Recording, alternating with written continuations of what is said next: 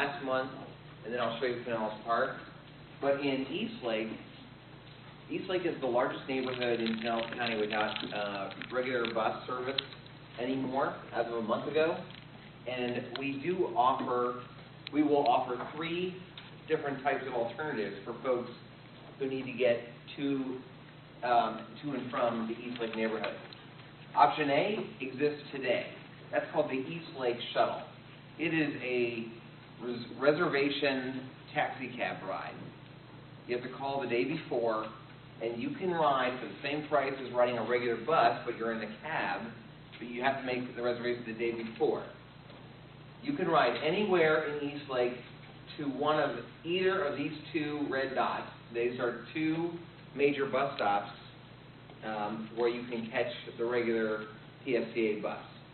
You can do the reverse. You can take the bus, you can live somewhere else and have a job like some folks do in Eastlake. It's not very many people, but there are some people who catch the US 19 bus, and then you can catch the Eastlake Shuttle into Eastlake, or go in reverse.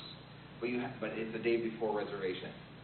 We're now expanding that option to a second option in Eastlake, where you can essentially do the same thing, but on the same day, using either United Taxi or Clearwater Yellow Cab. Both those companies have told us United Taxi already has it. Clearwater Yellow Cab is stating that theirs will be live next month in December. An app on a smartphone, which kind of works the way Uber works, but it's for a taxi cab. But in addition to an app, with cab, there's a telephone number you can call and request a ride immediately to come get you on those services. Again, the cost will be, the service will be from either of these 2 locations, at Tarpon Mall or at Shops at Boot Ranch, to anywhere in Eastlake. We're not expecting a huge number of folks to choose this, or maybe they'll choose it in an emergency, but normally they'll call in advance, because cab rides are expected in this area to be on the order of $12. The average cab ride, according to United Cab Taxi, is around $12. PSCA will provide up to a $3 discount, right, or a $3 discount, so the average price of a trip, a real-time trip on the cab, will be $9, 7 a.m. to 7 p.m., Monday through Saturday. The good thing about taxi cabs, though, again, you can call a number and talk to a human, and you can pay cash to the driver. The other area we're going to launch the 6-month pilot program is in Pinellas Park. Pinellas, it's close to Pinellas Park. It's more than just Pinellas Park, but essentially the boundaries of our proposed service area are I-275 on the east and 66th Street on the west, and I think this is 110th Street on the north and 54th Avenue north on the south. So it covers a good portion of the unincorporated Pinellas County Lellman area, as well as almost, I think, entirely the Pinellas Park. It does cover the area currently served, as we heard last night, at track, not so great, by the Route 444. What was the quote? What was the quote? Oh, our track member said, "It goes where you don't want it to go when you don't want it to go there." Exactly. Precisely. That's what he said. And he was a departing member of track. And those are his departing words. For example, the mainland community up here, which Ms. Johnson knows very well, the Route 444 does go there, but on a very limited basis, and it doesn't go where they want it to go, which is Walmart. Either Walmart, right on US 19, or to the Pinellas, the Target, the mall area there. What this will do is, and although there is very good bus service on US 19, it's certainly not very convenient, and it's somewhat unsafe to walk across the street to catch it going southbound. What this will provide is any ride in this zone to the Pinellas Park Transit Center, there at the Shasta Park Place, any ride to and from there. So a mainland customer could take a cab or Uber from the mainland to the Shasta Park Place, and then they could take the bus back. That would probably be the lowest cost. The two options that we're proposing, in addition to the transit services that run through this area, again, are taxi services and Uber. Again, they work the same way Eastlake does. Anywhere in the zone to or from the Pinellas Park Transit Center where they can catch a number of our routes. Uber will work the same way. Anywhere in the zone, an Uber ride will be discounted up to $3 off, so the customer will pay $4. If the cost of an Uber ride is more than $7, the customer might pay a little bit more, because the maximum PSC will pay for any trip is $3. Same thing with the cab. It's 7 a.m. to 7 p.m. only, Monday through Saturday. PSCA has been working over the last couple of months with these providers, and sort of a key tenet has been by the PSCA board and others is that we have a level playing field when working with these different companies. We now have reached an agreement with the taxis and Uber to have the same contract, and our legal counsel has developed a contract that they've all agreed to, at least verbally, that we once the board would approve this pilot, we would sign with Clearwater Yellow, which is our DART contractor as well, United Taxi of Clearwater, and Uber. We're proposing the pilot to run for 6 months to see how it goes, see what the ridership, and if there's any tweaks that might be made. If it's determined by the board to be successful, then we would expand it to other areas. The reason that I am recommending this to the board is because PSCA is a provider of transportation alternatives. Some areas may not be served well by either a circulator or a regular 40-foot bus, and there might be other ways to provide transportation to folks that meet their needs. This agreement that we have with Uber is, we believe, the first of its kind in the United States, where a transit system is actually partnering with Uber to provide transportation trips. There have been other transit systems that have provided joint marketing with Uber or the ability to use Uber from their same app. But by using transportation networks, which is the future of transportation in some ways, but also with taxi cabs, because they provide advantages as well, is showing that PSCA is innovative and trying to help its customers. I will answer any questions.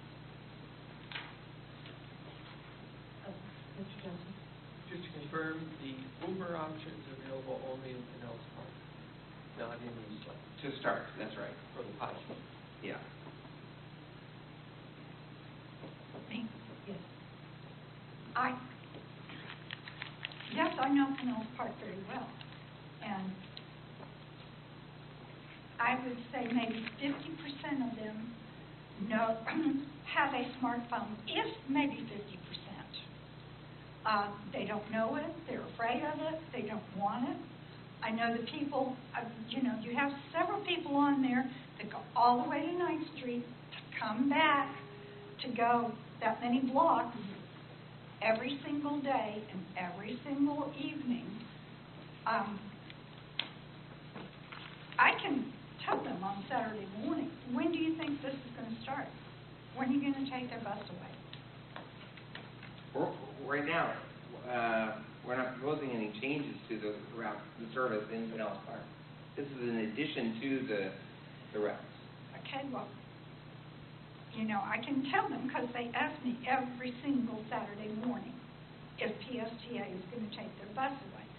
They agree, Bill, wholeheartedly, that the route is messed up, that a ton of them would ride it if it wasn't so messed up. They don't like that circle either. They would rather have one place to get on and not, I mean, it's just like the Pace girls that are down at, what is that drive? Is it MCI Drive? What? Yeah, it's Where? where you're on there. TDRPC. Oh, Regional Planning Council, yeah. Yeah. Okay, is that MCI Drive? I- Grand, that's Grand Avenue. Grand, yeah. Yeah. That's where the girls, the Pace Center is, and those girls are running across 19 to catch the bus because it doesn't go. So what Pinellas Park, the Mainlands and the other people are saying is, if you could straighten it out to where it goes, like the other person said, where it needs to go, when it needs to go, we would be on it every day. But the Ford, that would be $8 to ride the bus 5 days a week over to the nursing home, to ride Uber. And most of them don't know what an Uber is. If they know what it is, they don't know what the apps are, or do they know how to use them. So I would have to say, you know, present it to them. Cassandra, Yes. aren't you still having meetings over there? We are going over there on a regular basis to talk to people about how to ride, and so we're going unit by unit.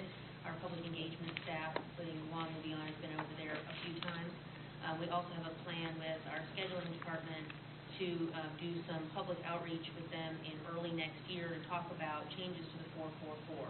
So those changes, we would plan for the October service change next year, along with all of the other service changes that we're planning for the entire system. Okay, well, who's going out there? Somebody, Juan, one. That's who they told me that they had met. A couple of them told me. But of course, and they just love him because everybody who meets him just loves him. yeah, but he hasn't, you know, the ones, there's 7 units out there. So, Right. Still looking for it. And then we have the problem with where it goes down into Lellman. The Yeah. Lellman Fire Department caught me and said, excuse me, but that's our Crystal Lake, Crystal Lake whatever Manor. they, Crystal Lake Manor. that's it. Said, what are we going to do with our people? I'm sorry, how did that affect the fire department? They don't have $4. That's That's public housing. You're saying And because the 444, line is... 444 goes right straight down into. That's right. And the Crystal Lakes Manor is a low-income housing area, essentially It's Is it- public about Is it housing. in the district? Yeah. It's in the district, Yeah. Oh, it's in this okay. zone. Yeah. We made sure that the zone would cover it specifically for them. They are about 0.4 miles away on 66th Street, no, 62nd 62nd. Avenue, Avenue. from US 19, where there is a traffic light, but there's no sidewalk on the road. It's a Some very deep do ditch. walk, and there's a big ditch. It's not a very convenient place. Oh, yeah. The 444 does go there. But again, as you know, the 444 is a very limited service. So as we presented to them and during our presentations on the 444, they do have other options. They have Neighborly Care Network that comes 2 times a week to take them shopping, but they want to go shopping every day. I understand what you're saying, Brad. I'm trying to communicate to you what they're saying to me. Right. I understand what you're saying to me. I'm just trying to say to you that they'll fill the whole audience up again, because we've only had 1 or 2 units that have met, right? I think he's met with at least Two units. Yeah. We haven't heard word one from the others, and we keep contacting and asking to get in there. Have you talked to Molly? Yes, I haven't heard from her either. Okay, well, I will tell them And that just then. At least, if you start, meet them on Saturdays, please, because we. Every ask- Saturday morning of my life. They're not, Please, take a stack of Bob's cards and pass them out, have them call. I will. Done. We will, here's the thing about this area, is it is a difficult area to serve. It We is. are taking some time to look at different options and research what is the best way to serve these folks. We're not taking anything away at this time until we can come up with a suitable solution, and I think what's been presented is one of the options that we could use. Okay. You know, it's gonna take some time to figure out how to serve this area, and people are going to have to use it. I mean, it's great that they want it, it is really fabulous. They have to vote with their feet and get on the bus. Okay. So if I can get a stack of cards, got it. that will be tremendous. You just saved my basket. We'll save your basket anytime. Okay, well, you know, I understand what you're saying. I'm just trying to relate to you what they're saying to me. Yeah. And if they say it to me on Saturday morning breakfast, they have different breakfasts at different clubhouses, then they will bring it downstairs. We know they have. And they love coffee talking to clutches. you. We know we will go to anything that they want to allow us to go to at any one of their clubhouses. Okay.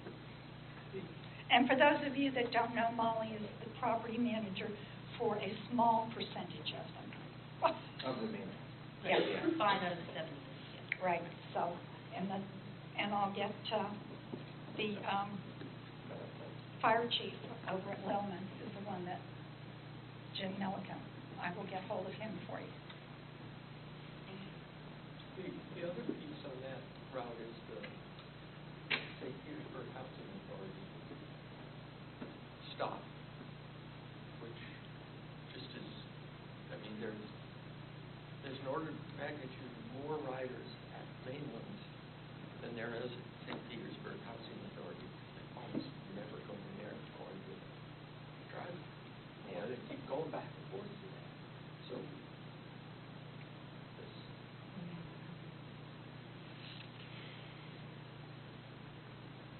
And this is an additional option, we'll see how it goes. If the $3 subsidy is, not enough, then the board, we can consider providing more of a subsidy, but, When anyone in the mainlands gets sick, that's the nursing home that they use. Grace,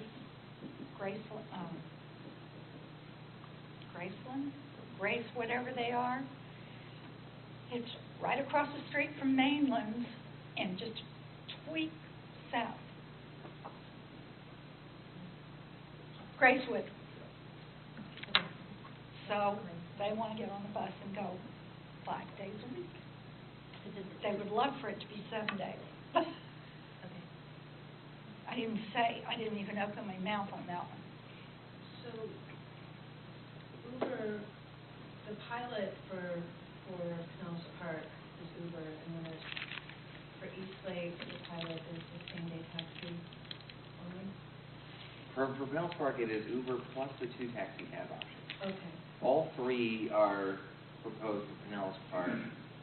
The 2 taxi cab options plus the reservation taxi cab is what's proposed for Eastlake. Okay, so no Uber. Right, no Uber in Eastlake to start. I know this is really getting into the details, but I would take it that when someone books a day in advance, that they'll be prompted to ask for the return taxi ride home as well, because there's a round trip. Yes, and you can do that on the Eastlake Shuttle today. You can make the 2 reservations. And if someone has an extra friend or 2 to go with them, that jumps in the taxi with them, the reservation's in one person's name, but, I mean, a couple of other people can jump in the taxi to share the taxi? Yes, I think there is a Just small charge that's in the taxi cab rates for additional people, but they wouldn't have to pay additional. I mean, they wouldn't pay a full new charge.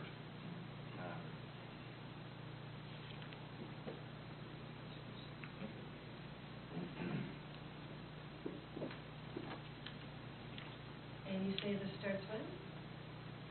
Well, I'm hoping to take this to the PSA board on December 9th, and we haven't locked down the start date, but I'm imagining we try to start maybe February 1st.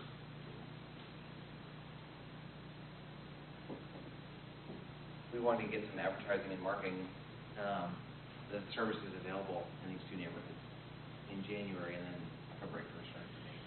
So, this is a great way to go forward, and like you said, it's not an easy area to serve, but it's about tailoring the right type of services to different communities, and the pilot project will help show us what works and what doesn't work, and test some of our assumptions. I do have a question. With the people who want to go across the street and so forth, how many people are involved with that? In the mainland, Yeah. there's about 2,500 people. Yeah, but how many people want to go across the street? I haven't counted them. Well, yeah. How many people do we have on the bus usually? Well, the bus, okay, what happens is, in order to get across the street, you have to get on the bus in Mainland, go down to 9th Street, and then come all the way back. So they're doing anything they can to avoid riding the bus. You realize where the Mainlands is, Yeah. right? Okay, so you have to ride an hour and a half to get across the street. No. Going one way, going back. You have to Going back ride to that. from Mainlands Boulevard all the way down. You have to transfer once, I think. Yeah, you have to transfer once, then you get to 9th Street, then you get to come back to across the street. But across the street, they come out of Mainland and they turn left on 19 and drop off just south of, it's coming back, it's along the train. Buzzways. No, to go to that nursing home, it would be relatively, if you could catch the 444, which is not good, it is every hour and a half. But if you had caught that bus, it would be a pretty direct shot to that nursing home across the street. It would be less than just a couple minutes, because that's the first stop outside of Mainland. But as Bill said, if you are done with your visit at the nursing home and you want to get back to Mainland, you do Right. have to go all the way around. Right. To An 9th hour- Street. Hour and a half. Yep. It would be An hour and a half, fine, Or you get across the street. Maybe two to get across the street. to get across the street, yes. So that's why your ridership on 444 is low. Right. But So how many people go across the street? I mean, how many people want to do that? It's a low. There's a traffic light, but it's a very busy road. But how many people are across the street? How many people go across that? 10 a day, 20 a day? If they're brave enough, Yeah. what, 44 is what you count? What your count is? 52. A day? 52? I'm sorry, I'm putting that countdown for crossing, my mistake. People riding the bus. 444 I'm sorry. is how many? Looking at, it is, Patty, what? one of your objections, and I think that there's some validity to, senior citizens are just not as technologically adept with smartphones. But the pilot program also includes taxis. So calling a taxi is something I think people have a lot of comfort level, familiarity. Right. So, But that still, if they're going over to the nursing home every day, is going to be how much a day?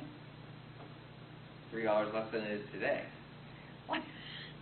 $6 less than it is today. If they're catching a cab, if they have no other transportation and they're catching a cab today to get across the street, PFC is basically providing a $3 coupon. No, I have people that are going to that nursing home every day and spending an hour and a half on the bus back. Well, yeah. Well, and this option would allow them to take the bus there and then take something that's faster back. And so that's also something that you don't have to take one thing with this new option. And I think we're all in agreement that it's not working. What's happening right now is not working well enough. Right. So what we're they thought adding was in going some to, options. for what they thought was going to happen is that possibly it would be rerouted to work better. we're working on that, and we have a plan to go out in the spring. And we need to get out and make sure that we're getting to the right people and that people are responsive to us. Okay. Our public engagement team has been doing that, and they continue to do that. That's why you, please, take a stack of Bob's cards, and let's really get to the right Oh, I people. will. Okay, so we need to get to the right people. Then in our planning and scheduling groups are committed to going out in the spring and talking to people about what should that route look like. And we have some ideas of things that we can float by people, but it requires their participation. It requires them to be constructive about what they want to see. Okay, the way that I'm going to present it to them is that they're going to participate in it, We would really appreciate that. okay? If it's okay for the good of the order, can we move on? We've got a lot to get through. I think here's your concerns. The committee have a recommendation. Yeah, I recommend that we present this to the board for their approval. Discussion? All in favor? Do you have a second? Do you need a second? Yes. Second? I'm not going to second it. I'm going to talk to those people first before I second it. And I will present it to them that they're going to participate in making this a working thing. But first, I got to present it to them before I can second it. Because they have been staunchly, in there every day. Understood. Would you want to move forward with the East Lake? So when you present, will you say you can take the bus over? I'm going to present that they have a bunch of alternatives to get this thing fixed. So they can take the bus over and then they get a cab and it comes back. So that's all they have to do. Well, okay. I'll present it to them, what we Because have that's, here. that would work. Well, okay.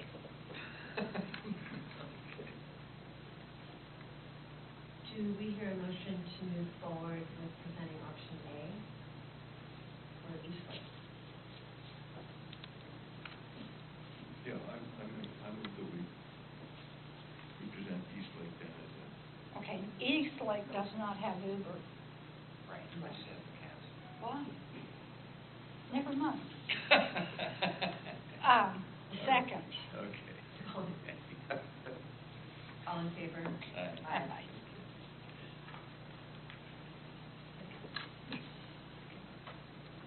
Okay. And are we clear on how we're going to be coming back to option B later in the time? Well, we're going to still go take this to the PSA board.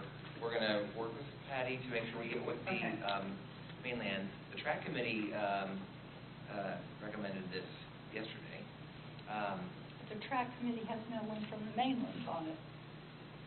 No, but there are folks from Pinellas Park there. I don't think Bill's on there anymore. I thought they're not from Pinellas Park. I don't know. They were Okay. excited about it, but They seem to be familiar with a 444 when they were talking about the meeting. There are 444 rides. Okay, let's move on and hear from Cassandra on the Central Avenue BRT federal application.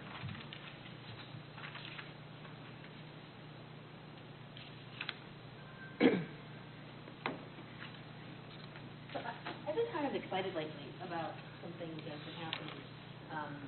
And the things I have on the agenda today to present to you is a culmination of a lot of work that's been happening, not just at PSA, but across the county and for a very long time.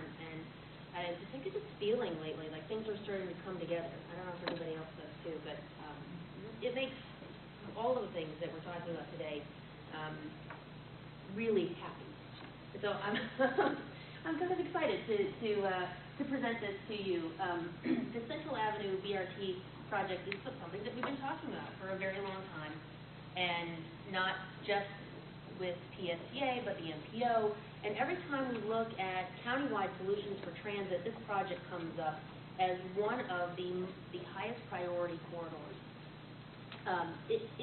Right now, the project is defined as generally the travel market between downtown St. Petersburg and the beaches.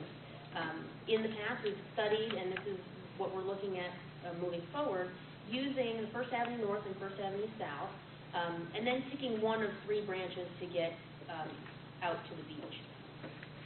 It is the number one priority in our system expansion, our incremental expansion under the Path Forward.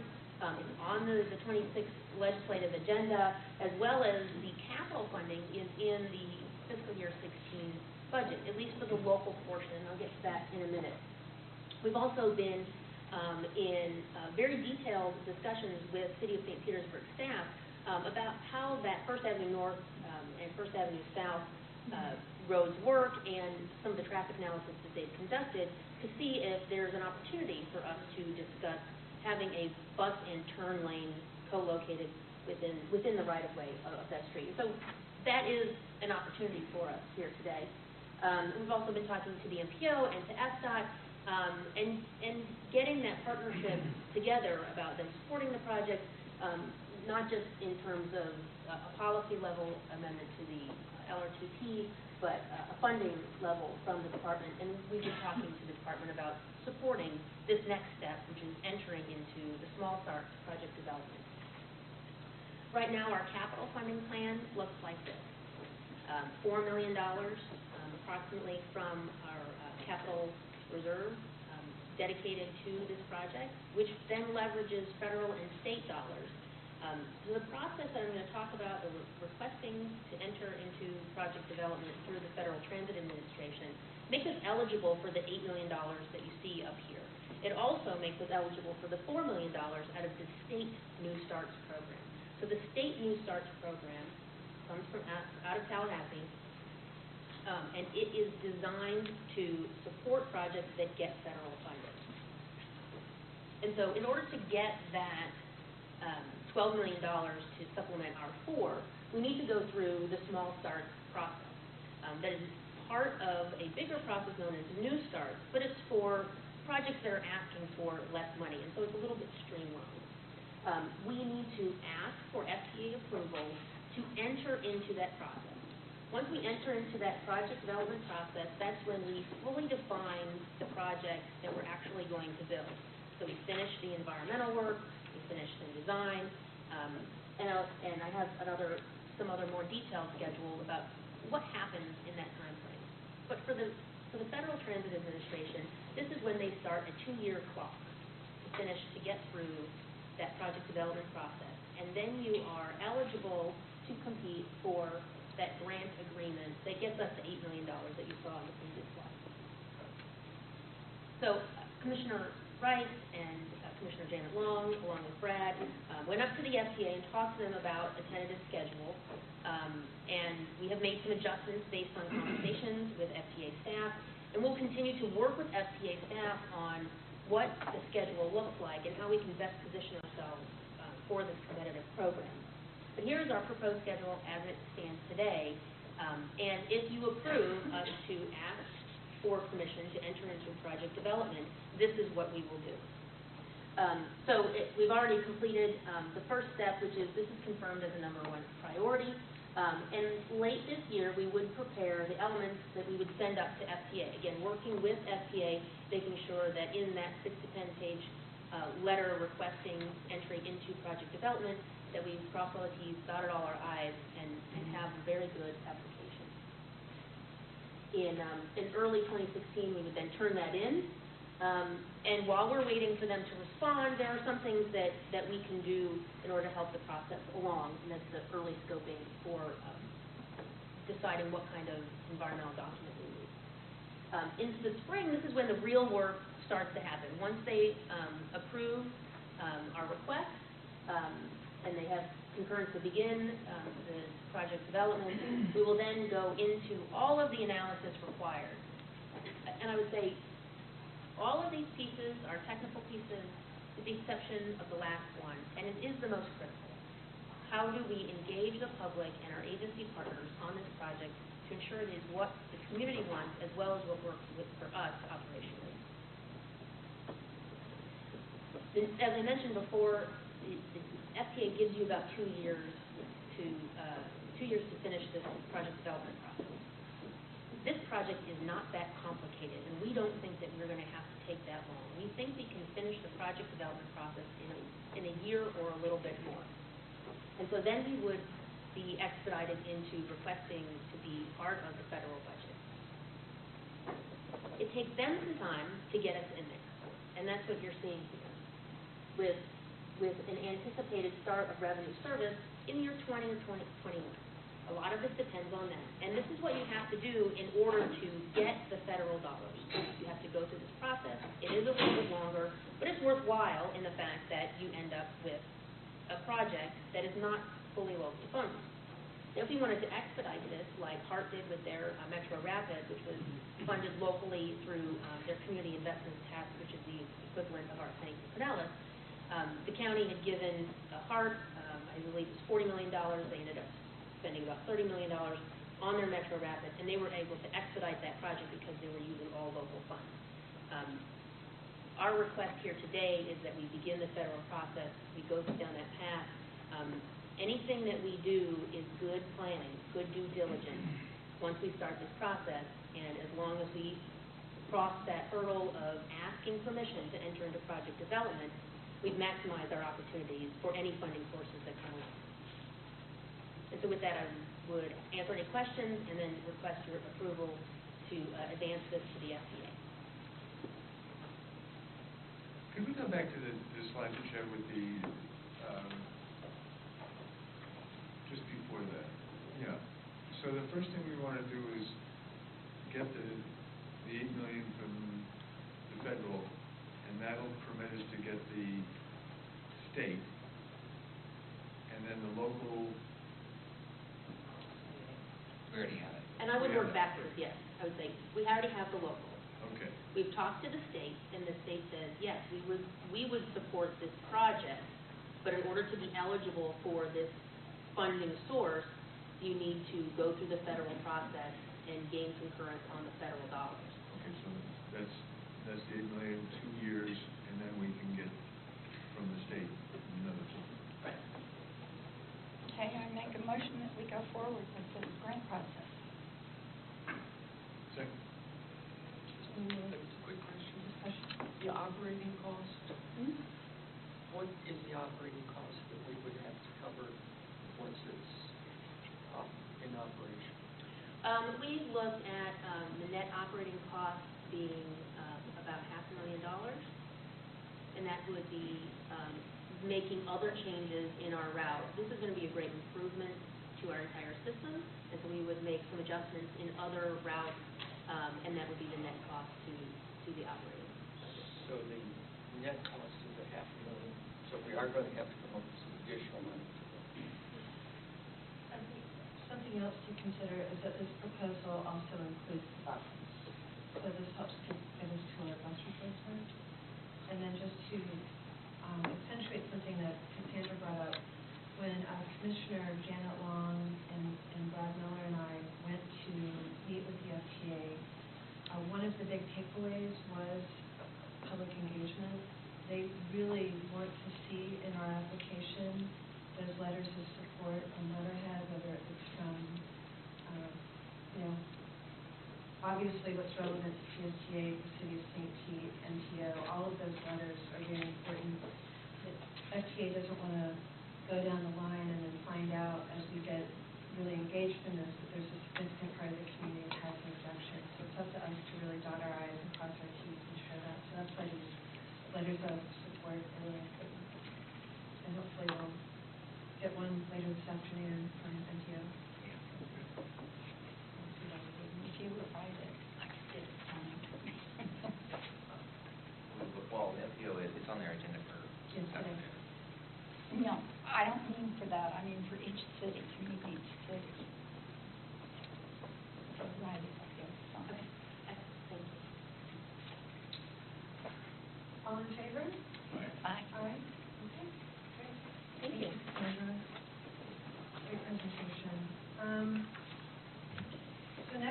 our agenda is also hearing from Cassandra on the service redesign part 2 with Williams Park. So, something else we've been talking about for a very long time. We've been using Williams Park since the 50s, at least buses have. Even before PSPA existed, buses were in Williams Park. And this has been about as long as they've been wanting us out of Williams Park.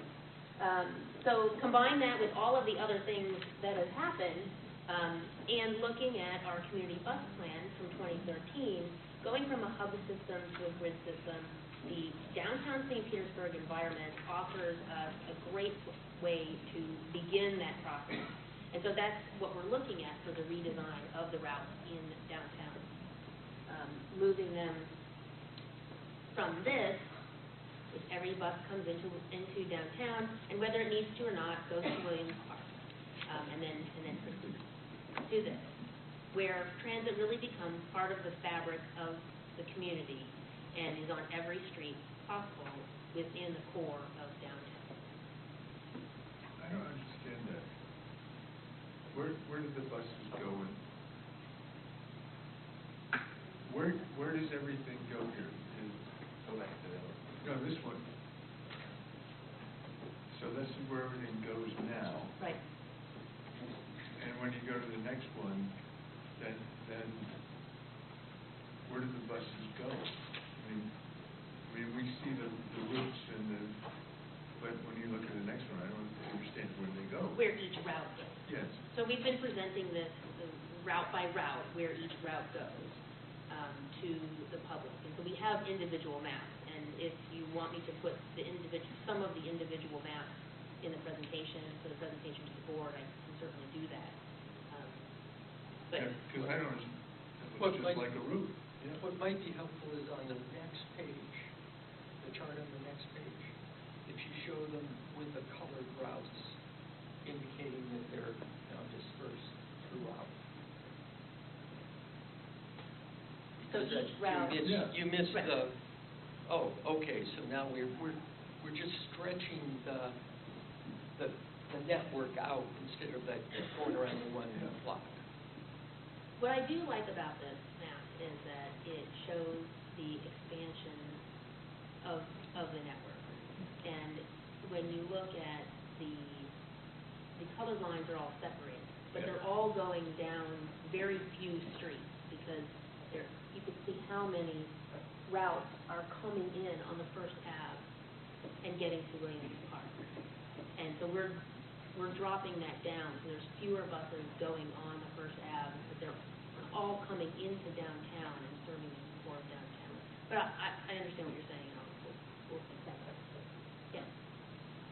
Do you think the part that I think Brad said was whether they need to or not? So the way that it is right now, if you're going down First Avenue north or south, you're going to go to Williams Park whether you need to or not. This way, if you don't, you're not. You don't need The it there. grid system is going to take them away from Williams Park. Well, They don't need to go. It will get people closer to their ultimate destination, closer to the front doors of more places. Without going to Williams Park. Without going to Williams Park. We've also taken a look at transfer analysis and making sure that when you have a strong transfer affinity between two routes, that we're making that connection easy. So making the Route 4, which goes on 4th Street, and in downtown with the one-way pair also goes on 3rd, making sure that all the routes are coming in and going at least that far or farther as they come in from the west, and also adding more on 1st and 2nd, and get that fanning out of routes so that people are using transit on every street, and you're going to see buses on more streets, but fewer buses in any one location. So our general schedule for this, which we've presented to you before, we've completed our public workshops. We had 7 of those, and I'll get to those in a minute. We brought this to the St. Petersburg City Council on November 12th, and it was endorsed by the City Council. We are also working with City Parks and Rec and City PD to look at how we are going to transition the park from what it is today to making sure that all of our facilities are out of the park. February 14th, this is the second Sunday of the month, and we do this 3 times a year, have our service change. It happens to be Valentine's Day. And in the spring, we'll collect the data from our service change, look at the boardings, and place new shelters around the city and other transit amenities based on what we're seeing the usage in different locations. Our 7 public workshops, which were held at the end of October and beginning of November, had about 60 people attend, and we got some really, really good comments. We also made presentations to business community and anybody who wanted a presentation to their organization. We even did one last night. You there? Magnolia Heights? Chris. Thank you, Chris. So the comments were positive in general and very constructive. We've already made some changes based on the comments that we received from the large participation at our meeting at the Sunshine Center regarding the Route 32, and so we've made some adjustments to our proposal based on that. During those workshops, we also asked people how would they like to see some expansion. If you remember during the budget discussion, we have about $200,000 set aside for system expansion, and even though the planning and scheduling departments were talking to each other about what we were seeing in terms of the data and what we could do, we said, let's ask people what they want, and this is what they came up with, and said those are some good ideas, let's put those into action. And so Route 7, Route 5, and the downtown circulation were among the top discussion points that we collected from the public. The other things that they wanted to see were clear public information to make sure that people understand where they're going and what they're doing come February 14th, and we also have a plan for that. Again, people were concerned about the shelters and waiting areas, and we do have a systematic plan for that in the spring to coordinate with some city investments as well. So just to address a couple of those points, one is our plan to remove the shelters from Williams Park. We are working on a plan with the city parks department and city police department to look at how we will remove those shelters. Our maintenance staff, facilities maintenance, has been great about coming up with something that's innovative and succinct. We're looking at removing them overnight, but we would do this in advance of the City Festival Localtopia, which is scheduled for February 6th. And so in order to do that, we said let's pick the best night. It would be a Saturday night, and we would go out there and overnight remove the shelters. The Parks and Rec Department would then come in after us and complete any of the finishing work to ensure the park continues to be a safe place for everybody to be. In terms of our public information and our outreach plan, we have a very extensive ambassador program plan where we would be out in the park, identify PSTA representatives with nice little vests, and they would go out in teams to talk to the riders at all different times of day, at all different runs. We wouldn't be out there 24/7, but we would make sure that we were capturing the riders at different times within those 3 weeks and give people opportunity to talk to somebody about their particular trip. We'd also be out there the week after of the service change to make sure that if there's any lingering questions, that they had plenty of people to ask and get information from. We've also been talking to our operators and our customer service representatives and making sure that they're all trained to answer the questions that people are going to ask.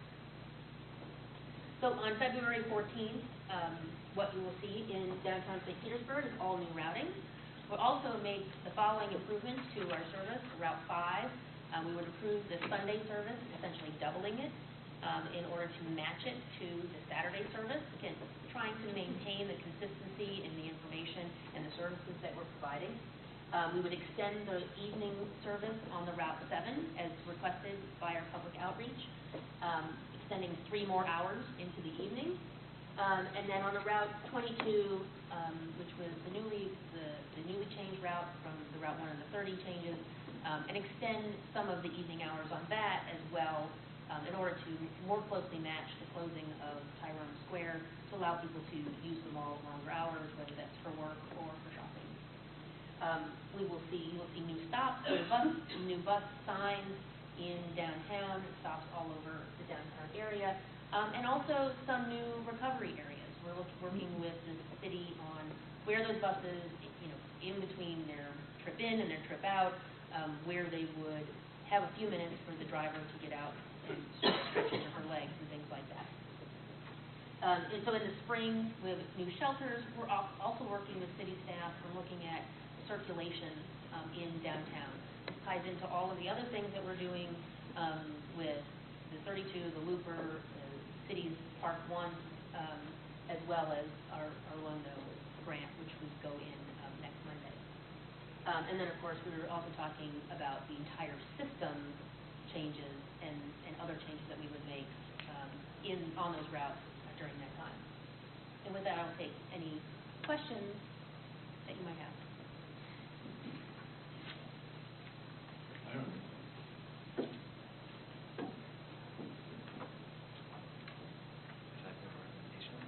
Yes, I'll make a recommendation, we present this to the board. Second. Any discussion? Well, I'll just say one thing before we vote. I'm tremendously excited about this. Like Cassandra said, we've been talking about this for a long time, and this is something that we're really bringing into fruition. And I think a lot of people are excited about this and think this is long overdue. And very glad to see the lights off on it. So, all in favor? Aye. Okay.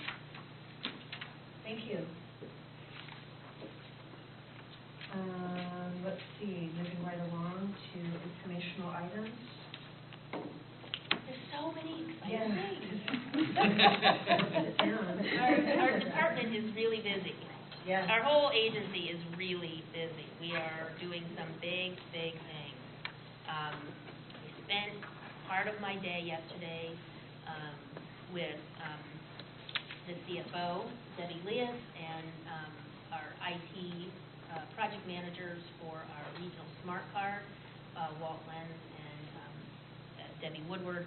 And I have to tell you, we negotiated with Hart about some points on our how we're moving forward with the smart card and the mobile app. And our working relationship with Hart has been such a delight. We, and I say that without sarcasm, we have been great partners. They have been exceptional to work with. They've been informational.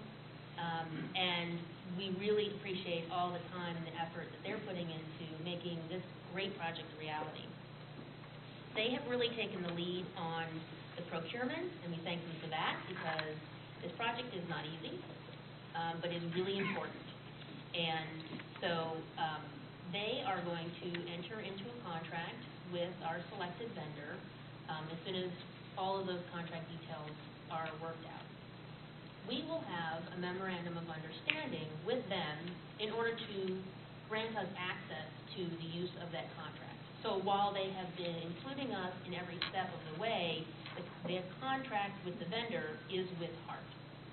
So this memorandum of understanding is important to us. I mean, the contract itself is important to us in that we will be accessing it, but the memorandum of understanding is also very important to us. And we will set the pace for the rest of the agencies in the regional working group and their memoranda of understanding with Hart as well. So what I have listed on the sheet for you today are just some things that you will see over the coming months and some discussions that we'll have in the context of this MOU.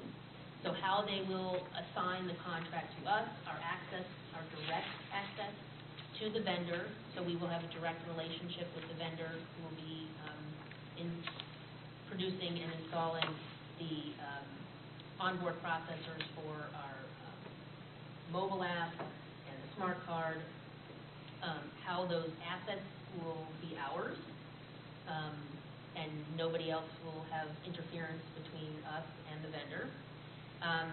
how we will share the current grants and future grants that we've already have in place, and those that we plan to apply for in the future. And then how we will share revenue among the different agencies. So if somebody buys a pass in one county but rides in another county, how does that revenue get shared? And we'll be working on an algorithm to make that happen.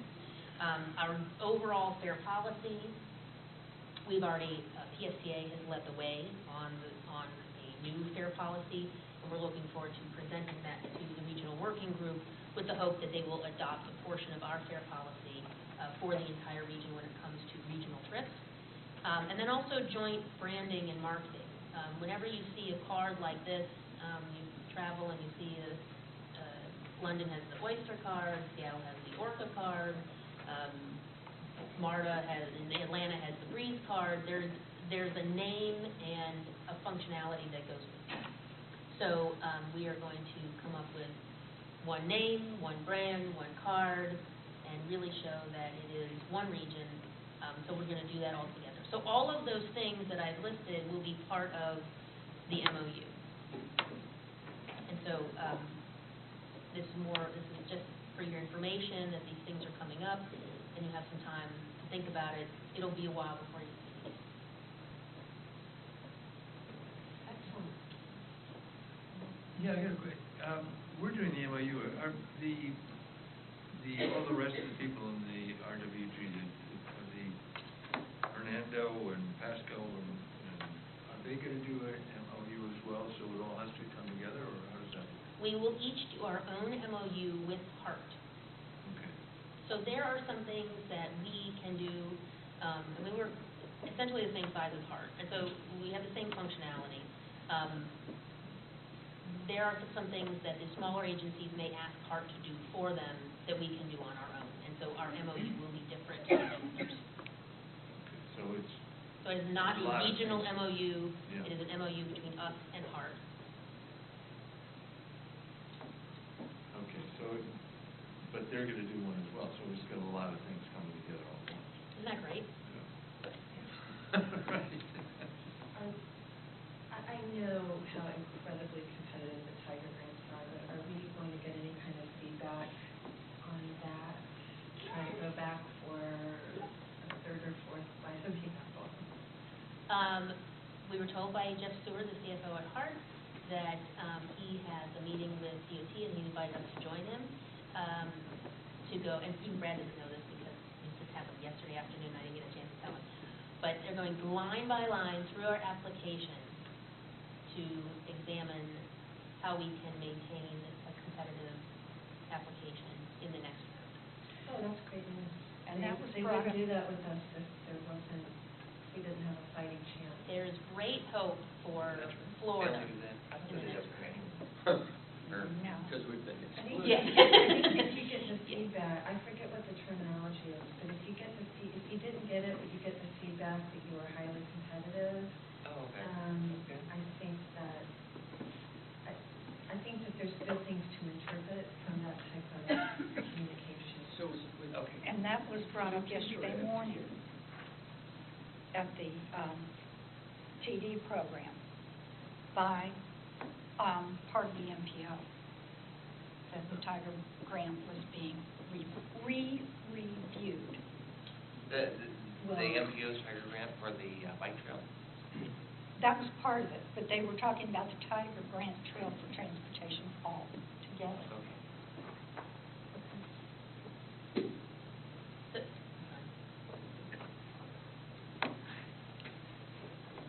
Well, on this, the reason, even though we didn't get the Tiger Grant for this, I wanted Sandra, and I wanted to have the PSA board get information on this project, because we've been talking about it for a very long time, and there's been some delays in the procurement process, but it's finally, we We finally have a vendor. starting to get birth, or we've gone into labor, and they've identified a vendor in it, and, No, that's really the name, it's in it, is the name of the company is called Init, from, Oh. Belgium, or some other country, Germany, that's gonna provide it. But per this MOU and regional working group, PSCA is one of the first implementers that, in the phasing. So, no doubt, I think it's gonna go to the Hart board to approve the contract with Init, but then our relationship will be to the MOU with Hart.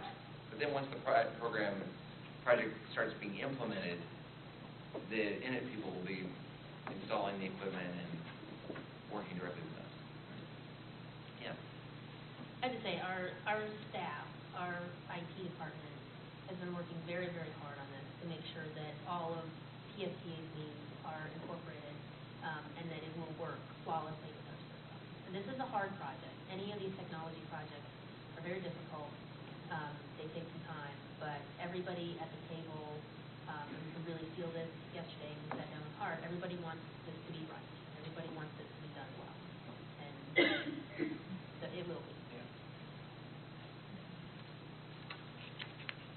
Okay, so that was an informational item, no action Will needs this to be be on taken. the board agenda? Is it That's information item? yeah. The other info item on the agenda is sort of an alert and any ideas that you might have. We have a scheduled joint meeting with the Pinellas MPO on January 22nd, that's Friday. That's the day after you and I get back from Tallahassee, maybe others. And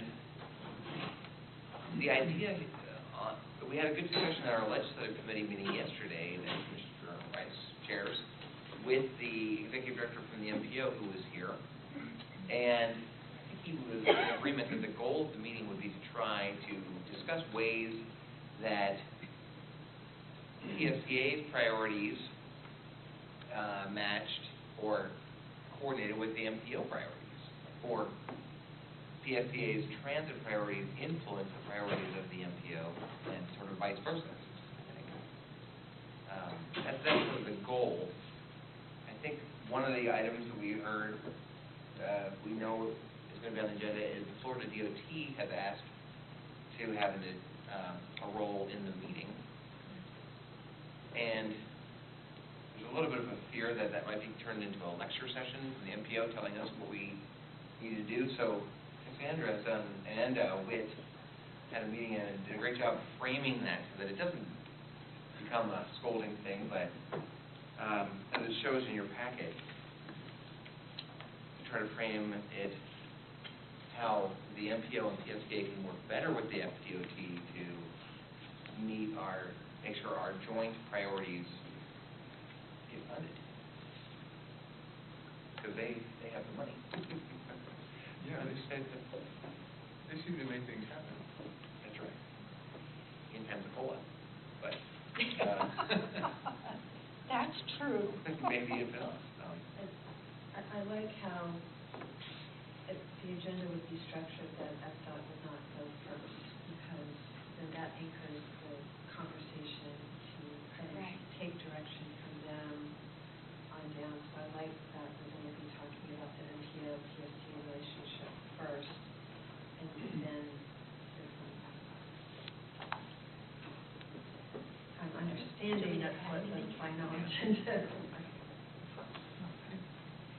I should note just a record that we're very thankful for FDOT. Yes. Our good friend from FDOT is here, Ricardo.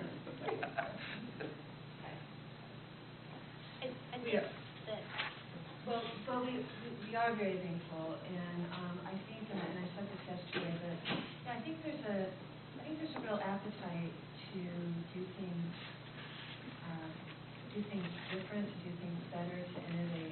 There's always, any MPO in any region of the country, there's going to be that tension between, well, this is the way we've always done things, and this is the new way we like to do things. So we would want to be sure that we have lots of elbow room to have that kind of discussion about different ways that we can work together, because I don't think there's been a joint MPO-PSTA meeting in years. In years and years. So that's very exciting. So we want to make sure that we really have building those relationships with them as well as really be at the top of the team. Jim? It's not on this list, but the CSX thing, which is kind of bubbling around here at the same time. That may be something to include or may not, depending on where that's. Yeah. I think you're absolutely right. We have a meeting about that where PSA is hosting the TMA meeting on Friday, December 11th. And the goal of that meeting was set by the TMA to be in advance of the legislative session. Like maybe that the TMA, with the idea that maybe the TMA would have an agenda or a legislative ask of the legislature. So we know that on January 22nd. That was framed at. Do we know the time on December 11th? It's 9 o'clock in the morning on the 11th.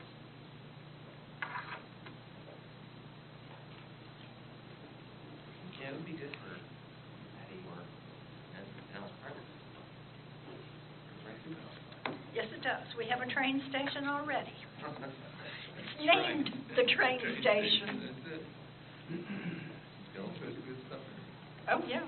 We have a place to eat, rest stop, parking lot. Been there.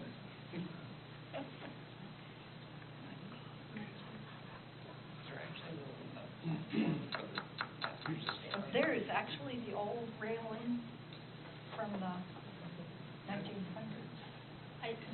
From a With an staff old caboose perspective, sitting there. Oh, I know, the caboose. Really tried to keep the agenda at a process level and not necessarily a project level, because I think the conversations sometimes get mired in the project and not understanding just the general cooperation and how we set priorities and how transit is a priority and shown as a priority within our transportation projects.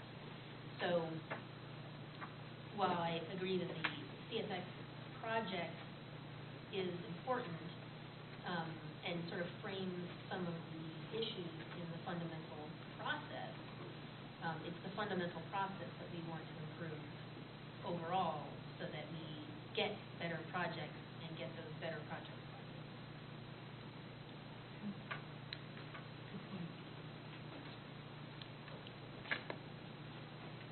Any other comments for the good of the order?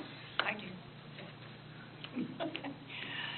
Cassandra's going to chunk something up here in a second. Like Bob's business card? Well, besides that,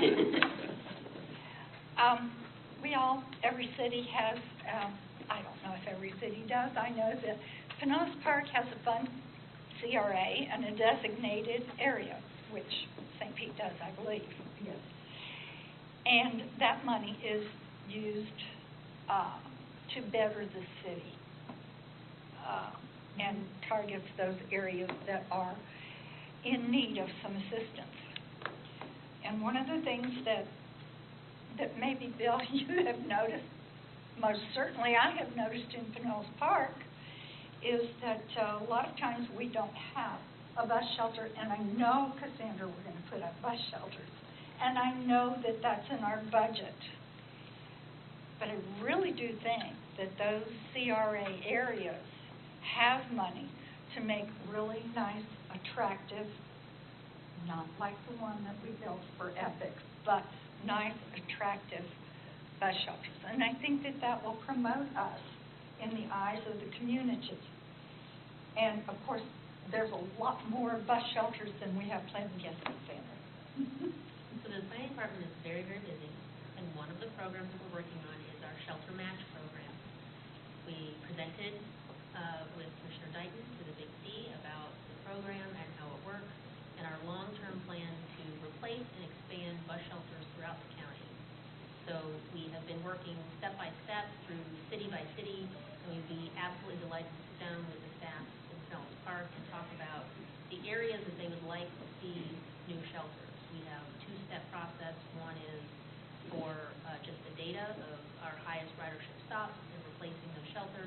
and then also looking at areas where the city has invested into the community and has community plans, such as CRAs, to improve the area. And so we think we could not only put some shelters in there, but also understand what your overall desires are. The shelter match program also has provisions for sharing, for cities to share in the cost of shelter implementation, so that we can put shelters in areas that are important to you, but don't necessarily meet the PSA threshold. So I And they can I do a just, custom, they can do custom, so if you want something in so there. that's a oh, can do you it. should see the one we have. Yeah. Bart, you haven't seen the one we No. have Well, no, not, at Epic. right. That was a Doesn't privately developer, developed yeah. one. But they can do that, they can do special things. Yes, we can. Yeah. You can, but I don't think that you would even want to know the cost of that one if we did it. But, No, they can do, you can do inexpensive. Fine, it's all- That's the one. Cassandra, huh? That's the one behind the Regional Planning Council. Yeah. Yes. 28, or, So we're going to give you another set of cards. I want another set of cards, but I also, Bob isn't going to be with us that much longer. Bob Ray. So I don't know who he's breaking. He's retiring, I know, you know, he's retiring. I think he But hasn't nothing told, worse is he happening. hasn't told you how many times? Is it, right? Only about 19 now.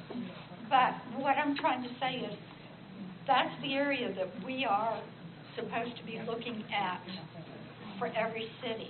And that money is there, and I think we can use part of it to start making that work. And it certainly would enhance our cities. Chris Cochran, senior planner, will get you some cards, and you can give these to your planners at the city of Pinellas Park, and he will set up a meeting and see what we can do for you. Okay. I just think it would be an awesome thing for all of us. It's just a win for all of us. And if you want to see an example, there's some bus shelters in Kissimmee along 192 that has really helped to change the character of the Tackies tourist town in Florida to something that's, oh, there's quality here. Been up in Lake Kissimmee? Have you been to see ours No, I at haven't. the, It's, well, I would agree, stainless steel, I mean, but it's classic. It's an art shelter, definitely an art, definitely a good one. There's some quality there, that somebody cares about that location. yeah. There's, he made a bike rack that looks like a butterfly. It's all polished aluminum. And a wastebasket next to it that is unbelievable. You don't know it's a wastebasket, but it's gorgeous. So, and the lighting is some kind of extra wonderful lighting and stuff. So, that's not what I'm proposing for all the park, for our whole CRA. But I think that the money's in, we could use it very wisely together, Absolutely. okay? Oh, Chris Cochran, he's your guy. He's your guy. Yeah, that's nice. So for future meeting subjects, it looks like we have a future discussion on the strategic communication plan that connects back to our path forward. Did you want to give the 30-second encapsulation of that? Well, we're working on essentially a couple different things. It's our marketing plan, it's our public relations plan, got a community outreach program, and then a monitoring component to how we gauge our outreach efforts and effectiveness in the community with our communications tools. Right now, we're about to launch an RFP. This is in the adopted budget to do an RFP for a on-call marketing firm. And that'll all be laid out in marketing quality glory for you, hopefully. At your January meeting, there's no December meeting of the planning committee, and then we'll be back in January. And we will add, as a future meeting subject, the shelter partnership program Employment program. Oh, and outreach to maintenance. Well, subject, and I don't know when in the future, is the possibility for using some of the penny for Pinellas for PSTA infrastructure in the next round of payment. And I don't know when that's going to be. Okay. I know Hart got a chunk of it. So should we be using some of it, trying to use it?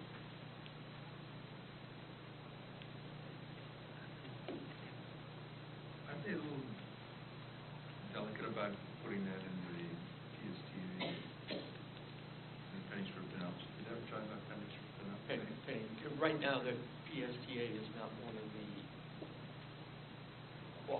Yeah. formula recipients. They've been a little, But if we don't ask, Yeah, right. we definitely will never. And be we, and we have to ask before the election process, because that list of projects is sort of the covenant with the voters, right? Right. So that would be taking it to the Board of County Commissioners. delicate. It might be, the nominating committee of PSTA has recommended a couple of members for changes to the planning committee. They recommended Pat Gerard and Ken Welch, two county commissioners, on the planning committee, so we get to have a discussion once they're seated. And then, Samantha Finger.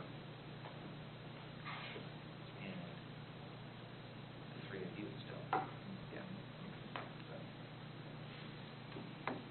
Well, this was a great meeting. Yes. A lot is happening, a lot's moving forward, very exciting. And with that, we'll adjourn. Thank you. Thank you.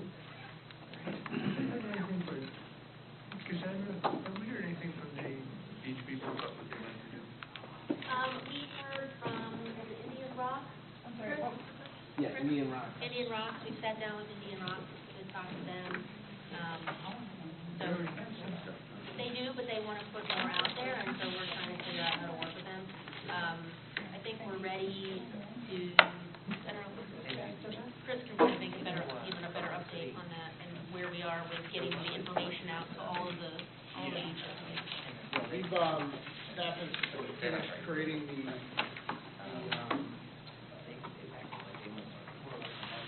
Yeah. material for us. So that was, So they're not, I have an idea, but Do you anticipate brain, when you talk to me, it's like They, Yeah. there's mainland, because they had St. Giles area, and then, it's like, So first, there'll be a report. this would not, great, but this would be maybe better. Okay. Problem is that, So I have route to goes from mainland